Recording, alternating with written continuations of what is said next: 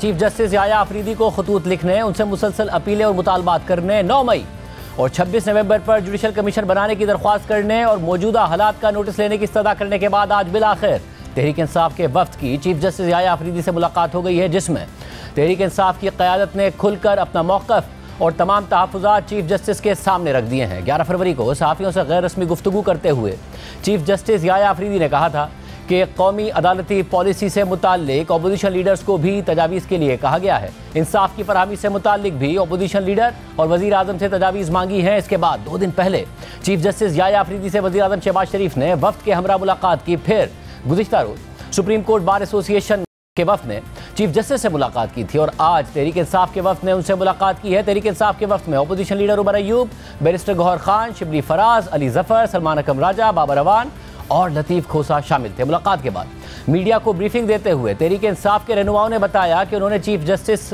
के सामने अपने तहफ़्फ़ुज़ात रखे हैं और चीफ जस्टिस ने कहा है कि अपने मुतालबात तहरीरी शक्ल में दें, मैं उसका जवाब दूंगा।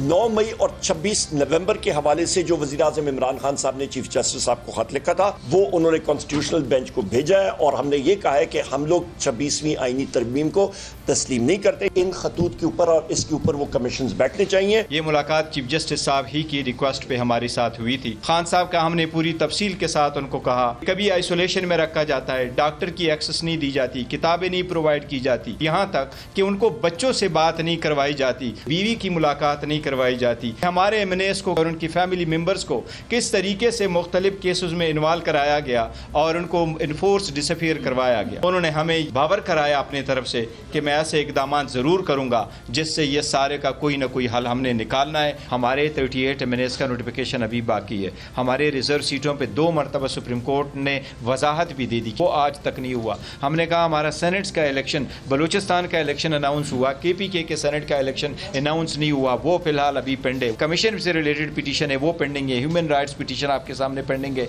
बेलों के मैटर पेंडिंग है। हमने बड़े वाशगाफ अल्फाज में कहा कि इस वक्त पूरे निज़ाम अदल को एक आला जुर्म बना दिया गया है। निज़ाम अदल को इस्तेमाल किया जा रहा है एक आला कार के तौर से। अदलिया इसमें मुदाखलत नहीं करती तो फिर पाकिस्तान की अवाम बिल्कुल अपने हाथ में लेने पे मजबूर हैं तमाम मामलात को। 7 प्राइम मिनिस्टर्स ऐसे गुजरे हैं जिनके ट्रायल बाहर होते हैं और एक आर्मी चीफ था जनरल मुशर्रफ, उसका ट्रायल करने के लिए बाकायदा फेडरल शरीयत कोर्ट उसका प्रेमिसेस दिया गया। हमने चीफ जस्टिस साहब से मुतालबा किया कि वो प्रेमिसेस आप इमरान खान के ट्रायल के लिए इस्तेमाल करें। गैर मामूली किस्म की मीटिंग थी।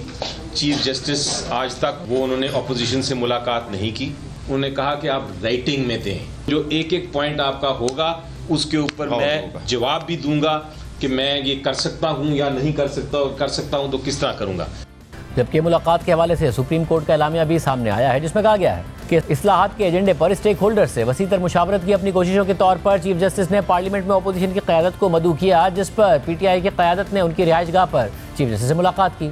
चीफ जस्टिस ने PTI के वफ़द का खैर मकदम किया और उन्हें कौमी जुडिशल पॉलिसी बनाने वाली कमेटी के आइंदा इजलास से मुताल्लिक आगाह किया। चीफ जस्टिस ने मशवरा दिया कि अदालती इस्लाहात को बुनियादी कौमी एजेंडा बनाना चाहिए और इसको 2 तरफा ताबून हासिल होना चाहिए। कौमी असम्बली में कायदे हिज़्ब इख्तिलाफ उमर अयूब खान ने PTI के बानी, पार्टी के दीगर रहनुमाओं और कारकुनों को दरपेश मुख्तलिफ उमूर पर रोशनी डाली। उन्होंने शिकायत की कि अपोजिशन की क़यादत के मुकदमात एक ही वक्त में मुख्तलिफ मकामात पर जानबूझकर मुकर्रर किए जाते हैं ताकि अदालतों में पेशी नामुमकिन हो जाए। पार्टी क़यादत के मुकदमात का दिफा करने वाले वकला और कारकुनों को हिरासा किया जा रहा है। जेल हुक्काम अदालतों के अहकामात की तामील नहीं कर रहे हैं। PTI के वकला के खिलाफ दहशतगर्दी के मुकदमात रजिस्टर्ड हैं और उनके इज्तिमा और इज़हार राय के हक को दबाया जा रहा है। उमर अयूब खान ने मजीद कहा कि मुल्क का मुआशी इस्तेहकाम कानून की हुक्मरानी पर मुनहसर है और मुआशी बहाली सिर्फ इस सूरत में मुमकिन है जब अदलिया खुद को मजबूत करे और एग्जीक्यूटिव को जवाबदेह बनाया जाए। दूसरे शुरा ने भी इसी तरह के ख्यालात का इजहार किया और अमन अमान की बिगड़ती हुई सूरत हाल पर खदशात जाहिर किए। ताहम उन्होंने इस हकीकत को तस्लीम किया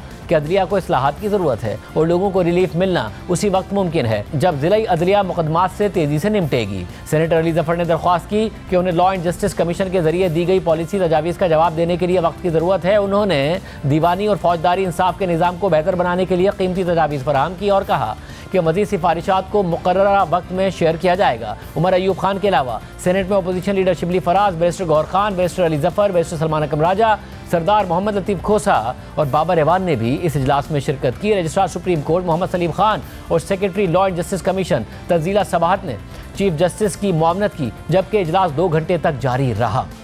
इससे पहले इमरान खान ने 24 जनवरी को चीफ जस्टिस याया अफरीदी और आईनी बेंच के सरबराह जस्टिस अमीनुद्दीन खान के नाम पाकिस्तान में आईनी निज़ाम की तबाही के उन्वान से एक तवील ख़त में सुप्रीम कोर्ट से अपने इख्तियारात का इस्तेमाल करते हुए मुल्क में जारी जुल्म व सितम का सदेबाब करने और अवाम की शिकायत का जायज़ा लेने के लिए एक या एक से ज़्यादा कमीशन कायम करने की इस्तदा की थी और ख़त के साथ मुख्तलिफ दस्तावेज़ात भी मुंसलिक की गई थी। चीफ जस्टिस याया अफरीदी ने 11 फरवरी को सहाफ़ियों से गैर रस्मी गुफ्तगू करते हुए ख़त मिलने की तस्दीक की थी और इस हवाले से मज़ीद ये भी कहा था कि इमरान खान का ख़त मिल गया है जिसमें संजीदा नोयत के नकात शामिल हैं। इमरान खान ने ख़त के साथ दीगर मवाद भी मुंसलिक किया है। इमरान खान जो हमसे चाहते हैं वो आर्टिकल 184 की शिक 3 से मुताल्लिक है। मैंने ख़त जजेस आईनी कमेटी को भिजवाया है, वो तय करेंगे। कमेटी से कहा है कि इस ख़त का जायज़ा लेकर फैसला करें। ये मामला आर्टिकल 184 की शिक 3 के तहत आता है, लिहाजा इसे आईनी बेंच ने ही देखना है। जिसके बाद आज तहरीक इंसाफ के रहनुमाओं ने चीफ जस्टिस से मुलाकात के बाद दावा किया है कि चीफ जस्टिस ने तहरीरी मुतालबात तलब कर लिए हैं। दूसरी तरफ सुप्रीम कोर्ट में 9 मई के मुल्ज़िमान की ज़मानतें मनसूख करने के लिए दायर अपीलें समाअत के लिए मुकर्रर कर दी गई हैं। Chief justice